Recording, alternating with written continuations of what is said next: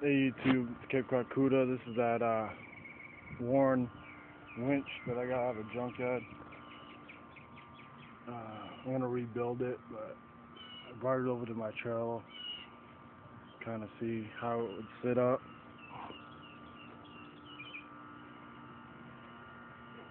Just through a. I've been using these little pieces of metal for ramps. And I kind of just threw it across the front of the trailer tongue and sat the winch on top of it. And I had to fill in this void for where I gotta mount it because the way the angle line is, it comes out. And I was thinking about going back and getting the bumper and using the bumper piece to kind of cut it up and fabricate the mounting area.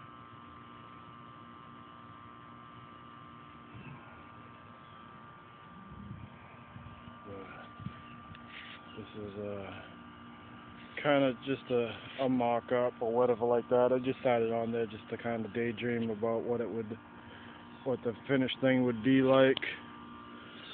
The brake controller is underneath there, and you see the turn thing isn't near it. I'm not saying I'm going to use this here to mount it up, but I could probably make it so this piece unbolts, drill a couple holes in this tongue piece, and bolt this piece to it, just as an added support maybe, because there's nothing that bolts from the winch to this. It all mounts in the front, just 4 bolts, mounting bolts in the front. I have the hardware.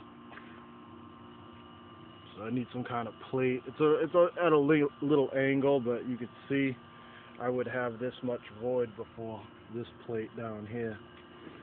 So now the motor wants to rock backwards because I touched it. Yep. But just messing around. I figured I'd take a little video to show me messing around with this big ass winch. Again, I got it out of a junkyard in Cocoa, Florida. I paid $5.20 for it. It's got to be rebuilt. Probably gonna take this. The cable looks really good on it, but I see a lot of people upgrade them with the nylon ropes and stuff like that, because the cable does kink and it snaps. It doesn't seem to be any kinks in this line though. I have the hook. I'd have to replace everything on it. A motor's like $80 if I went and bought one like off eBay. I don't know what a rebuild kit goes for the motor yet, and I'd have to replace all these cables. And the solenoids are inside this box right here.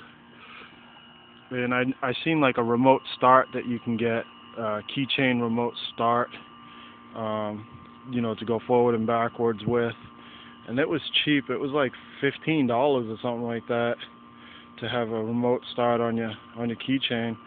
So I don't know if that's something I'm gonna invest in, but I thought it was pretty cool. This is the clutch brake.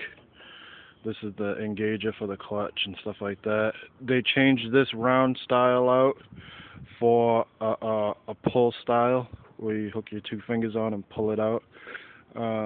So I might upgrade to that piece.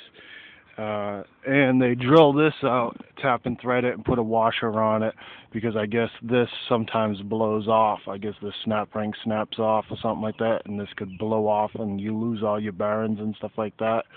So to prevent this from shooting off, they tap this, put a large washer on it with a nut, and with a bolt I mean, and that will prevent the cover from popping off and you losing all your bearings and stuff that's inside of it. But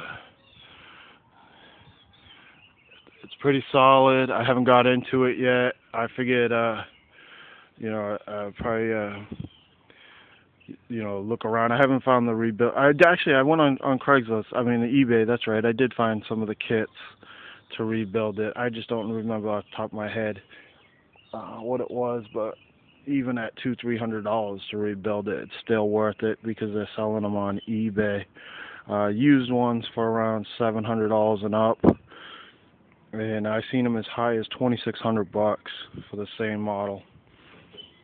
So, and I guess the norm is around $2,000, and $700 people are just giving them away because they need money and stuff like that. So I think it was a good investment for $5.20. I throw another $300 into buying aftermarket goodies and rebuilding it, and I get a really nice winch that has a good history, that has parts and videos to show you how to maintain and rebuild it and stuff like that. Giant following for it in the 4x4 world and in the commercial use of it and stuff like that. And it's a really nice winch. I'm happy to add it to my collection of bullshit. I'm tripping over the trailer going back and forth. So, Cape Cod Cuda signing out. Thanks for watching. I'm going to be attaching it to a 20-foot by 7 utility trailer that I use as a car trailer and, you know, household use and stuff like that. But when I see cars on Craigslist that don't drive, I go out there and go pick them up with this. You know, project cars and stuff. I like projects. And this is what I used to go get my 1957 F100 with out in Tarpon Springs, Florida. But Cape Cod Cuda signing out. Thanks for watching. Just an update video on this Warren winch.